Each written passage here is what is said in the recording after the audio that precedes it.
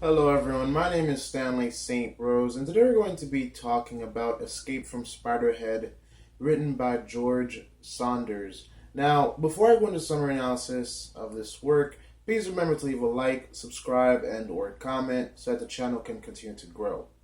Now, this work by Saunders is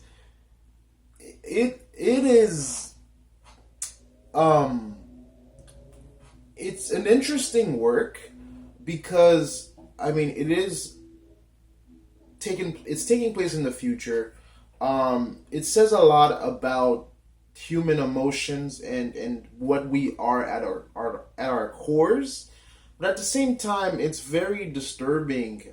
Basically what happens is that we get introduced to this individual by the name of Jeff. Jeff is in prison. He killed someone, and pretty much all of the other convicts that we meet within this work, they've killed somebody, or they've killed multiple people. And in this futuristic society, there's a way to get out of prison earlier because when you go to away for prison when you go to prison for murder, you're not getting out anytime soon. So Jeff's mom kind of arranges. She spends a lot of her life savings to help get her son Jeff into this program because she believes that if she sends him away to this place where they'll do experiments on him, for an early release, he'll get out earlier and have somewhat of a life. And so, his mom is this woman that she's crying, she's not happy, she's at home, and, she's trying to wait for her son.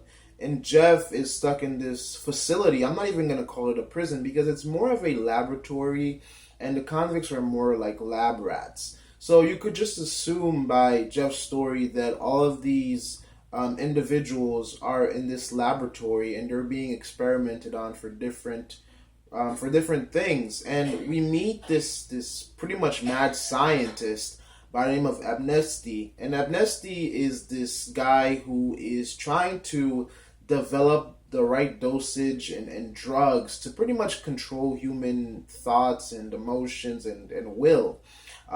Because the drugs that he's developing, they can make someone love somebody else. They can make someone hate somebody else. They can make someone feel lukewarm towards another person. He pretty much says within the short story that with the drugs that he's developing and the experiments that they're doing, they can figure out how to make two countries at war stop fighting and make the soldiers pretty much start sleeping with each other on the battlefield because they have the drugs and they've played enough with chemicals and all types of emotions enough to figure this out. And Jeff and these other convicts are the lab rats for his experiments.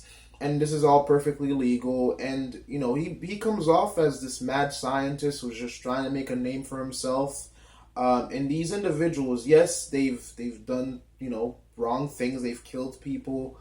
Some of the individuals who are in this facility, they've killed because they were at the wrong place at the wrong time. Some they were coming from poor households. They didn't have anything growing up, and so they fell into the wrong path, they're on the run. They grew up on the wrong side of the tracks, and their lives went horribly, and they ended up killing somebody, and this is where they ended up. So Jeff is in there. Amnesty is trying to figure out his life's work. He's trying to figure out what dosage, what drugs work, what don't. And Jeff, we kind of we're getting the story of Jeff and his life. We learned that he killed someone when he was 19. He was in a fight, and all of his peers were there, and he didn't want to be a wimp. He didn't want to lose to somebody because the person he killed was 17, and he's 19. He didn't want to lose to a 17-year-old in this fight, so he ends up picking up a brick and hitting his head with the brick, and he kills him, and that's all she wrote, and Jeff's life pretty much went down the drain.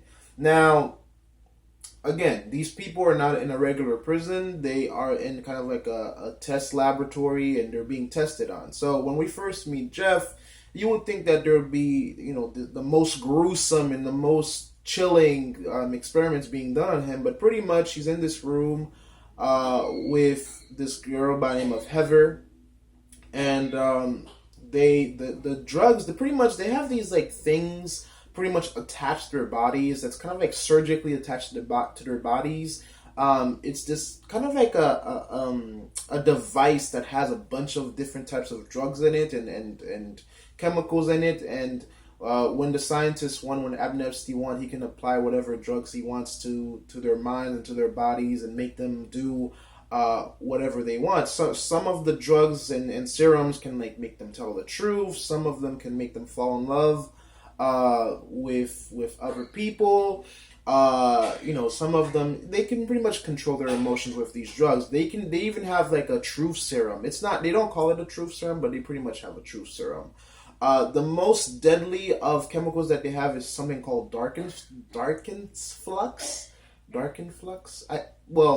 It's called darkened flux. I might be pronouncing that wrong, but pretty much it's this chemical that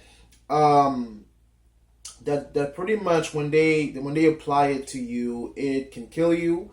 It pretty much drives you to commit suicide, because it's like it messes with your mind. It makes you feel pain, and you end up just committing suicide. So everybody is afraid of this because they know if it stays too long in their system that it will kill them, because they will kill themselves. It pretty much makes you commit suicide. So all of this is happening. We get introduced to these characters. We get introduced to Rachel, Heather, and other individuals who are locked up in this facility, and they're lab rats. They're having experiments done on him. We're getting introduced to a few of them, and we know their circumstance.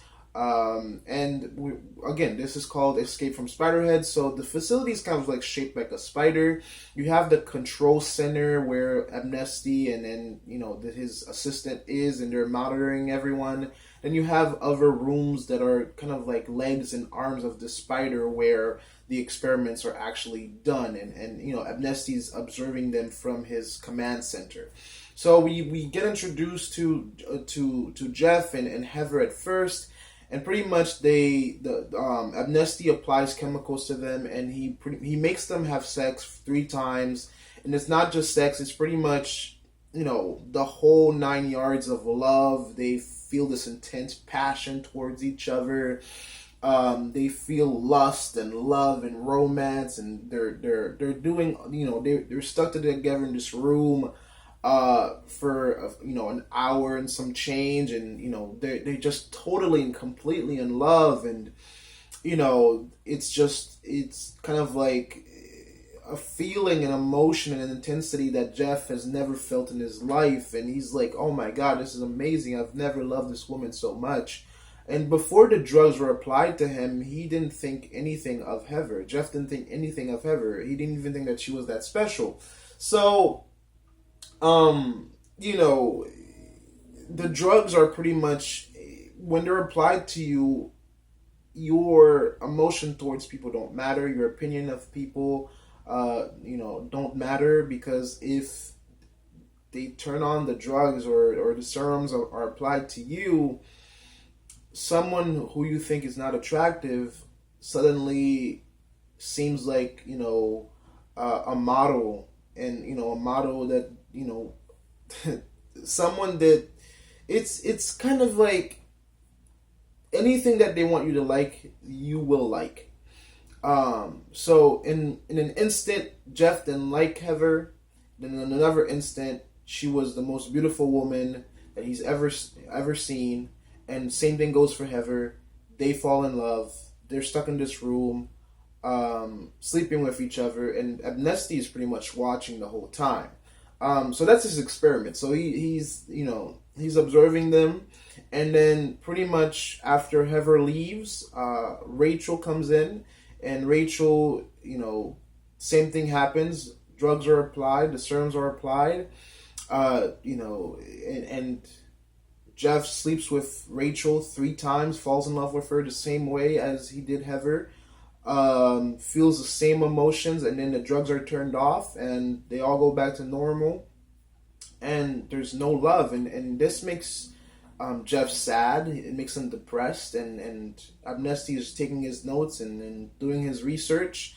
And this makes Jeff sad because he's like, man, for the first time in my life, I've fell in love so deeply that, it really ruins it, because now I know with a few push of a buttons I can fall in love, and I can fall out of love.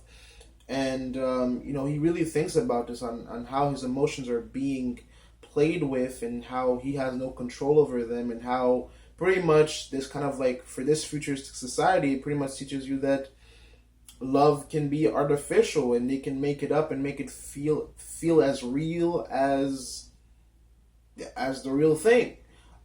So what ends up happening is that after sleeping with Jeff, Heather and Rachel sleep with two other men, and then Amnesty has them, the women individually come into the head of the spider, or then into the control room, and he makes them decide who dies or who lives in between, deciding with Jeff and the other men, and the other men with each other, who dies and who lives. And none of the women could pick anybody, because they don't, they're not truly in love with any one of these men, and the men are not truly in love with any of these women. They all slept with each other and fell in love with each other just because drugs were applied to their system, and they had artificial feelings that they couldn't fight against. So near the end of the work, what basically happens is that Jeff gets selected to see if this experiment with the drugs really work. He can't make a decision of who to kill, because Amnesty says, we're going to apply dark influx to these two women. You get to choose who we kill. And Jeff couldn't make a decision. None of them could make a decision when they were given the choice. But Heather ends up dying because, Jeff could make a choice who to kill. And then they had another experiment, and Heather ends up dying in that experiment. Because what they basically do is they apply, when Jeff couldn't choose whether to kill Heather or Rachel. At first, Amnesty was like, this experiment is a success because you don't feel love for any of these women. But then his bosses were like, no, we have to try it a different way. So they apply Dark Influx to Heather, that pretty much kills her because they never turn it off. And Jeff is kind of like, in a way, responsible for Heather's death, because they wanted him to describe what he was feeling and his emotions towards Heather, and he didn't feel anything towards Heather. The only time he was in love with her was when the chemicals were applied to his system. So Heather dies. Then they bring in Rachel. They're about to do the same thing to Rachel, but then Jeff kills himself because he finds Amnesty's remote control that applies the drugs and the chemicals. He turns the dark influx on himself, and then he commits suicide with an edge of a desk. And then he kind of flies away with the birds at the end of the work. And he sees his mom. He sees the other convicts in the facility. He sees,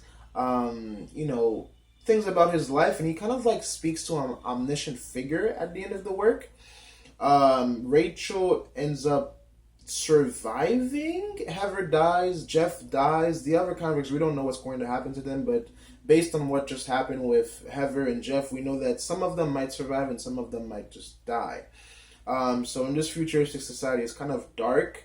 Because like these individuals, yes, they are scum. Yes, they killed other people. In every society around the world, murder is something that is extremely, extremely horrific and frowned upon. But at the same time, the abuse and your mind should be the one thing that you should have control over. Now, yes, I understand they did agree to having these experiments done to them. Yes, they did agree to it. But at the same time, these individuals, their hormones, their emotions, their thoughts, their processes, all of that was being invaded. And it's kind of like, it's an idea, it's a concept that it's really hard to think about because, your mind, your head is that one sanctuary, is that one place that that is all your own. and this work that's taken away from them. This kind of reminds me of I don't know if you guys know anything about Black Mirror, the series, but in Black Mirror, the series, there's a lot of mental games and a lot of mental punishments throughout the series. And those are horrific because when you're being punished, not physically, but mentally, there is no rest. There is no break. There is no sanctuary. There is no peace. And you might be the type of person that punish, punish, punish. No sympathy whatsoever. I mean, you could be that type of person, and I understand that. But at the same time, these individuals, there's an explanation given. These are individuals who were born in communities that were very poor, that were very unfortunate. They made some bad decisions. They made horrific decisions in their lives. But mentally torturing them, mentally damaging them, it's 1,000 times worse. Then it's just because it's a hell that you just can't comprehend. It's a hell that you just can't comprehend because again, Jeff ends up committing suicide, and he didn't even have control over his own mind. I mean, it's an invasion of privacy that, I mean, what can rival it? So, I mean, depending on your background and what you think of this work, everybody's gonna have a different opinion on this work, but I feel like this surpasses cruel and unusual punishment because I feel like what's being done to these people surpass cruel and unusual punishment. It surpass violating human rights. It surpass decency. Because they're just these lab rats that are being poked and prodded and injected with all types of chemicals, and they're being tested. They're being tested to see if these things work because Amnesty doesn't have 100% certainty that these chemicals and things absolutely work. So the work ends with Jeff dying, Heather dying, and Rachel somewhat, she's still alive, but that doesn't say that the experiments won't continue. So she might be dead eventually. And that's the story. That's what happens to them. I mean, Abnesi is a very interesting character. It says a lot about who he is, and yes, he does see that. The way that Abnesi looks at it is that he's a scientist. He's trying to better the world, and if these criminals have to pay for it, if they have to suffer for it, so be it, and I understand the punishment side, but at the same time, this goes way past what all countries, uphold as a violation of human rights and just, privacy and just what's decent. And again, yes, they did agree to all of this being done to them, but I don't think, the chemicals and the drugs that are being, displayed throughout this work, you can't, you would have to really look at them before you can repeat them and describe them. So when you're looking at these people and they're signing papers to having this done to them, they didn't fully, from my perspective, I don't think they fully understood what was being done to them or what they were signing up for. Or even Jeff's mom, I don't think she understood what she was signing her son up for. And in terms of analysis and deeper meaning to this, it's scary. I think it is scary, and the reason why I'm saying that's, I think that this is something that's probably going to happen. I think, I think that the more, the world becomes invested into technology and into science, I think, we will use people for experiments. It's been done in the past. Experiments have been done on human beings who weren't even aware experiments were being done on them. People have been used for experiments all over the world, and they just sign up for it, and chemicals are injected into them, or they're tested for all types of things. So this is not far fetched. I think this is a reality that will happen one day. Not anytime soon, I don't think, but it will happen in the future of this world. And people will be lab rats, and I mean mind control and thought control and hypnotism, and this is not something that's new to human history. We've been trying, I mean, around the world, the human race in general has been trying to control human minds and control human behavior forever. I mean, every single day, to a much less extent, I mean, people around the world, you watch thousands and hundreds of ads trying to, you know, kind of like push you towards an action or buying something or doing something or standing up for something. So human beings, we've been in the business of controlling people's minds and controlling people's behaviors and controlling love and lust and passion and all that kind of stuff for hundreds of years. And the more we advance into the realm of technology and science, I think we will end up using individuals as lab rats, and you know, individuals like Jeff, who's not a real person, might become a real person in the future. And so I think another thing that this work begs is that, you know, what punishment is enough? You know, there has to be a line that we don't cross when it comes to punishment, because yes, I do agree they do deserve their punishment, but this was not punishment. What was being done to these individuals was torture. It was torture to the furthest extent, because they never got peace. Everything that happened to them was a result of their minds and their emotions and their behaviors being controlled, and they were definitely in pain. And their deaths, you know, their deaths, you know, a lot of their deaths are just it's sad. So there's some funny moments within this work, but at the same time, there's this looming darkness throughout the whole piece, and it really makes you think. I mean, for me, in my own perspective, I am mostly glad that, you know, we are in the 21st century, because I think this not just only applies to Jeff and his background, but I feel like the general public in the future, you know, one day a mad scientist will come along and just try to change human behavior, try to change the way that we live, and it will impact our lives.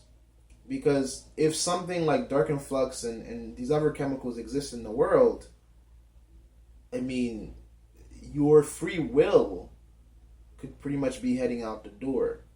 So this work is definitely thought provoking. You know, there's more to it, but that's the general idea of it. That's what happens within it. Very fascinating work.